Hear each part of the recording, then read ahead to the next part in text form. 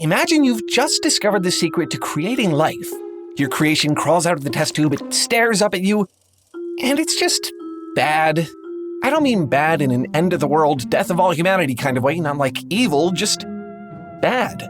A doughy little guy with wrinkly skin and stubby arms and glassy, staring eyes, not a single thought behind them. On the one hand, you created life. Incredible. On the other, is this really it? This thing is the best you could do? Somehow this unfortunate outcome has actually sort of become the expectation. Over the last decade or so, I feel like I've been watching the concept of the homunculus evolve.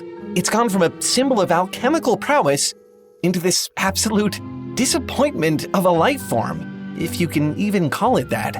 At this stage, it's kind of hard to even take the idea seriously. People aren't imagining these things as a source of power anymore. They're imagining them as living stress balls. I literally cannot count the number of posts I've seen about people wanting to torture their homunculus. There are too many. Look, I won't mince words. I find this new homunculus profoundly stupid. I love that, but I have to say at the same time that I don't really get it at all. This isn't Frankenstein's monster. This isn't Paradise Lost. It's people torturing sentient piles of Play-Doh and waxing poetic about it. Why do this? You've taken one of the most charged symbols of magic and artifice, whacked it with a hammer Looney Tunes style, and pulped it down into this thing. It's almost like you want to be disappointed.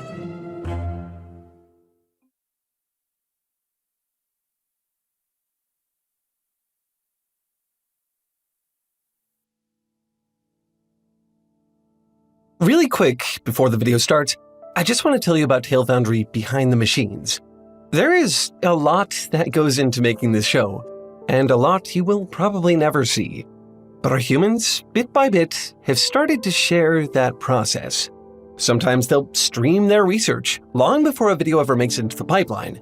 Sometimes they'll make forum posts, brainstorming an idea. Thumbnails are one of the funnest things to work on here, and they do a lot of that too. And sometimes they'll just hang out and play games and stuff. It's all right there in our Discord server, available to anyone who supports Foundry anywhere. You could become a YouTube member, you could join our Patreon community, you could even subscribe right in Discord itself. All of them cost exactly the same amount and will get you access to anything and everything behind the machines. Foundry has always been about more than just video content. We make these videos to inspire and to be inspired. A big thanks to everyone who joins us in that process.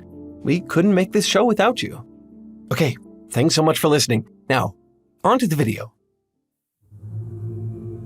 The first record of Paracelsus using the word homunculus dates back to an alchemical text he supposedly wrote in 1573. In it, he describes a recipe to create your own homunculus at home, provided you have some putrefied horse dung and human blood lying around. The end result is notably unsilly.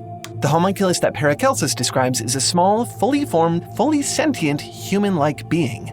Not a mindless puppet, a thing with agency. Homunculi of this era are powerful. They can do their own alchemy, create supernatural creatures of their own, like giants. One source even claimed that homunculi could control the moon or transform humans into animals. Paracelsus never mentioned what would happen if you tried to lock one of these homunculi in your basement or feed it cement, but something tells me it wouldn't end well. Fast forward to April 1st, 2020. A show called Smiling Friends is released and redefines the popular image of the homunculus forever. Now that I've watched it, there is a lot to say about this show. It bleeds modern homunculus energy. I'll explain what I mean by that later, but it's not just an affect. The creators codified that impression by making an entire episode about the homunculus in Season 2 called Brother's Egg. I'll spare you the details, you can watch it yourself if you really want to, but the episode is about a mad scientist who hatches his own homunculus in his apartment and just look at this thing. This half-formed, asymmetrical, raw chicken-looking thing. Freak is the right term. It's a little freak. So this thing bursts out of the egg and starts running around the room faster than the animation's frame rate can handle, kissing its creator's toes, and just listen to it. I did a little digging, and apparently the homunculus of Smiling Friends is kind of a running gag for one of its co-creators, Zach Hadel. Turns out he's been making these little abominations for years. One of the scenes in the first episode is a direct homage to a short he made about a little homunculus-type thing years back. Do you understand why I had to punish you earlier? Hey, no biting. Hey, no biting. I can't be the only one noticing a theme here, right? I mean, this really seems to go beyond a definitional change. The creature in Smiling Friends is a homunculus, sure, but in a similar sense, so is the Eraserhead baby. If you really want to go there, you could probably even say the Despicable Me minions are homunculi. Why not? These half-made, ridiculous affronts to nature tend to have something in common with each other, aside from the fact that they all look like they were microwaved on high for 2 minutes. I think all these little freaks share a deeply bathetic quality. That's bathetic with a B. They're fundamentally anticlimactic, especially compared to what they used to be. When I look at them, I don't know if I want to take care of them or squeeze them until their eyes bulge out of their sockets. I've seen people online point to pictures of newborn baby animals or weird-looking characters and refer to them as my horrible son with every disease. The modern homunculus is sort of like that. It's silly, it's hideous, it's repulsive, but it's also yours.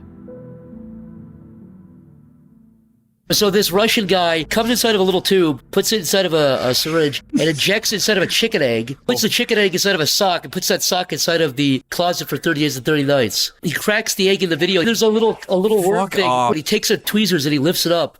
And the worm goes, it spits at him. No. I'm not joking. He smashes it with a Bible and it explodes on the table.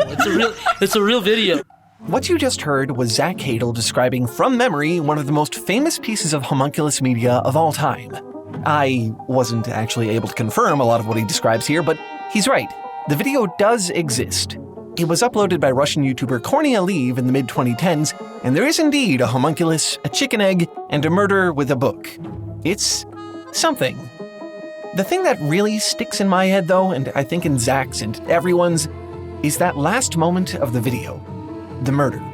The thing dies. It is supposedly a living creature, a failed experiment. It should feel tragic. But again, Frankenstein, this is not. I laughed at this moment. The anger this man feels at his little creation and the ensuing aggression he levels at it, there's just something so over-serious and funny about it. I mean, we all look at this and we know it's a hoax. Maybe that's part of it. But it's also just kind of the general sentiment toward these little guys. Torturing them is fun. Look, see? You can beat it with a bat, make it do a little dance, or throw it in the anguish chamber. Give it a fear response or keep it in a permanent state of ecstasy. Feed it brand name premium homunculus slop. Run it through the dishwasher. Wrap it in Christmas lights and watch it electrocute itself. If you want to be really cruel, you can leave its text messages unread. Homunculi seem to exist in this delicate space between humor and violence. It's why you can do just about anything to one, with a few exceptions, and it'll still be funny. It's not like you're torturing a dog or a human baby. They're artificial beings that you created. I think that's also why these memes seem almost affectionate in a way. I've seen videos and movies where children play with their favorite toys by throwing them around, scribbling on them, hacking off their hair. To me, that feels really similar to what people are doing with homunculi in their imaginations. It's fondness expressed through chaos.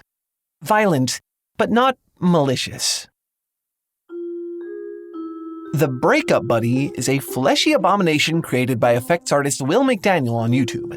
Want to get over a failed relationship? Want to keep your mind off what your ex is doing? Want someone to comfort you as you cry yourself to sleep every night? Well, look no further. The Breakup Buddy will stalk you around your house. It will destroy your personal belongings. It will haunt your dreams. And when you inevitably get too emotionally attached to it, it will melt into a horrible pile of goo. McDaniel never calls the Breakup Buddy a homunculus anywhere, but come on, it's a homunculus. The only real difference is that this time, it's torturing you. The more I look at all of this, the more I think the torture is actually pretty reasonable. Let's be honest, none of these are anything like what Paracelsus first described. It's hard to imagine them with mystical powers or creating giants. These are absolutely disgusting little creatures, and if you're their creator, what does that say about you? The Breakup Buddy follows McDaniel around like some kind of goopy specter of his failed relationship. The Russian homunculus video shows a man putting his own DNA into his creation, only to smash it with a book. Even in all those memes where people torture their homunculi, I keep seeing this undertone of dread. I have to feed my homunculus cement so it doesn't develop a consciousness and leave me. I keep it in a constant state of euphoria so it doesn't massacre people. No matter how silly they can be, these homunculi are always there to remind you that something's gone terribly wrong and you're responsible. One shared thread between the original alchemical homunculus and the modern regrettable homunculus is that they are still largely creative works. You might not always have to inject them with your own bodily fluids or sacrifice part of your soul, but you still have to make them. They're deeply personal creatures that inevitably contain part of you. Long before anyone joked about feeding their homunculus a nice helping of homunculus slop, Paracelsus wrote that these creatures required a steady diet of human blood. This is what I meant when I said that it almost seems like, in creating these homunculi, you want to be disappointed. They are a product of human failure, your failure. If you poured your literal blood, sweat, and tears into your work only for it to turn out like this, why wouldn't you want to torture it? After all, its very existence is, in a way, a form of torture for you. In Season 1, Episode 5, Charlie says, Dude, you're gonna love this place. I've been coming here since I was a homunculus. some people think that line was just some kind of slang term for children that Charlie was using for humor, but when you take that line into account and start to analyze everything else we know about Charlie's character, you get some very interesting discoveries. Let's go back to the first episode and look at that baby the boss was nursing. It's small, pink, and limbless, but other than that, it looks just like Charlie, with a similar nose and everything. Suckled from the teat of a man sounds like some weird medieval way to raise a homunculus. Maybe the upcoming episodes will give me more fuel for this theory, or maybe it'll be debunked and it'll turn out Charlie does have a family and was born naturally. Let me know in the comments if you can think of anything to support or disprove this theory. Okay, look, I am not going to argue with a fan theory about Charlie from Smiling Friends. In fact, I think it would be hard to argue with. If any show was going to offer a third season reveal that one of the main characters is a literal homunculus, this would be the one. But it kind of doesn't have to do that for this poster to be right. I said earlier that the show bleeds modern homunculus energy. Zoom out a little and just look at this show. It's about a cast of wacky, colorful creatures who work out of a giant happy face trying to make people smile. There's almost no internal consistency to the fabric of the world. People die in the streets constantly without remark. You get characters with names like Smormu and 3D Squelton, characters who are literal ketchup packets and shrimp. The aesthetic, it changes by the moment. 2D, 3D, claymation, totally random moments of rotoscoping. They did the Joel Haver thing in the Homunculus episode. Somehow, they got a style-accurate 1977 Rankin Bass Hobbit in there. There's this chaotic, unfinished quality to the whole thing, almost like they've leaned fully into the idea of doing it wrong. What I'm trying to say here is that this entire production, to me, feels like a homunculus. Massive effort and time and love and care, and it looks like this. The difference is, they did that on purpose. There's a sort of love this show has for its own ugliness that I can't deny I find incredibly endearing. It's the same sort of feeling I get when I look at the work of artists like Trevor Brighton and Pants. The ugly is the point. It's hard to fail when you expect the thing to be a gross mess. If Paracelsus's homunculus represents potential, then the modern homunculus must be what unfulfilled potential looks like. Put like that, it feels like these homunculi should be unsettling, a bleak reminder of stagnation or a crippling fear of failure. But I don't know, when I look at all of this art, I don't really see any of that. Not every lab-created being gets to become a powerful golem or a tragic gothic monster. Sometimes your experiment goes wrong. Sometimes it ends up sort of underwhelming, silly, pathetic. It's the frustrating side of creation, that things can't always just turn out the way you expect. No matter how it turns out, your homunculus is still yours. Just as the homunculus in Smiling Friends instinctively recognizes its maker upon hatching, the bond between creator and creation is still there, even when that creation is deeply, gloriously stupid.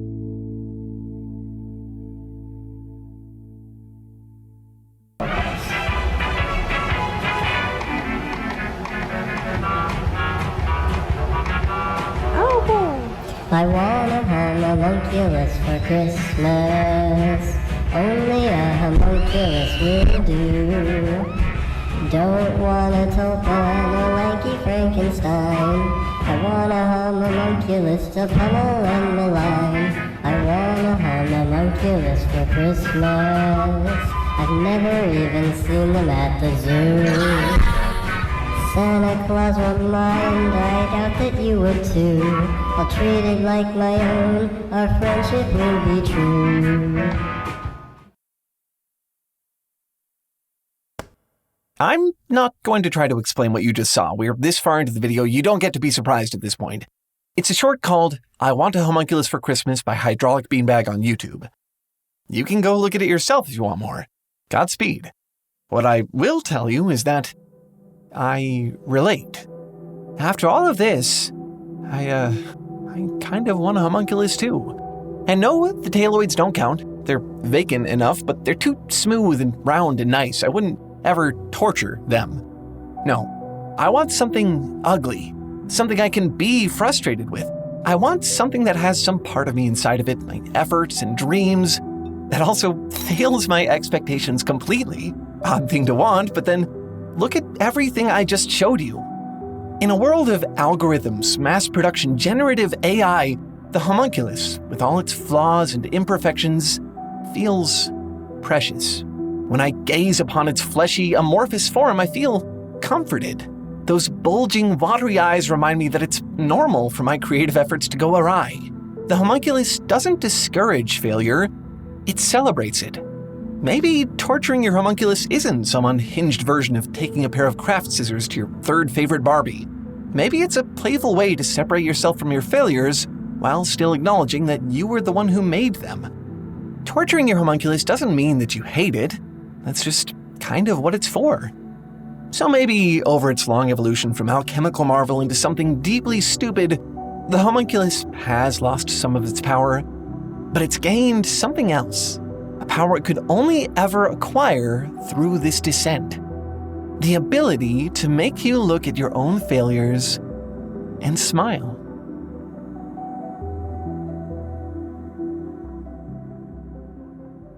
You know, as much as we love to torture them, I don't think we give the homunculus enough credit.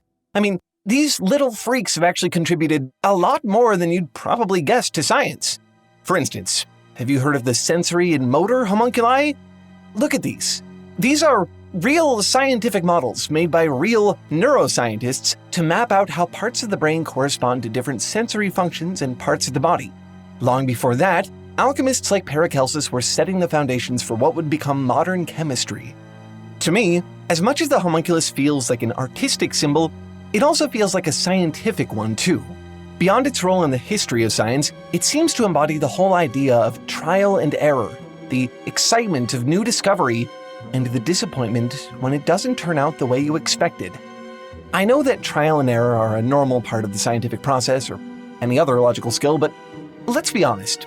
Sometimes it makes those skills look kind of intimidating. If you're just starting to learn about science or math or technology, it's a lot easier to begin somewhere more accessible. That's why I've been taking this scientific thinking course here. I may not ever be able to make a homunculus, but I could at least learn some fundamentals. Every day for about 10 minutes a day, I've been doing these puzzles. I'm studying the physics behind circuits and learning how gears work, which in a way, I guess is basically first aid training if you're a robot. It's a nice, stress-free way to get some learning in, even on a busy schedule, and mine is very busy. If you watch a lot of YouTube, chances are you already recognize the app I've been showing you. This is Brilliant. That's what it's called. It's an app designed exactly for this kind of learning. You don't have to be a mad scientist to learn these concepts. Brilliant has courses for everyone, regardless of your skill level. It's a legitimate educational tool that you can use from the comfort of your own home. To give it a try, visit brilliant.org/tailfoundry or scan the QR code on screen. There's literally zero risk because with our link, you'll get your first 30 days of Brilliant totally free. Even if it turns out not to be for you, you can just cancel, never spend a dime, and walk away with everything you've learned. A whole month of education for free. And if you want to keep going once you get started, that same link will get you 20% off an annual subscription. Again, that's brilliant.org/TaleFoundry for the first 30 days free and 20% off your subscription. Scan the QR code or click the link in the description to get started. Anyway, that's all for this one. Thanks for watching and keep making stuff up. I'll see you next week. Bye.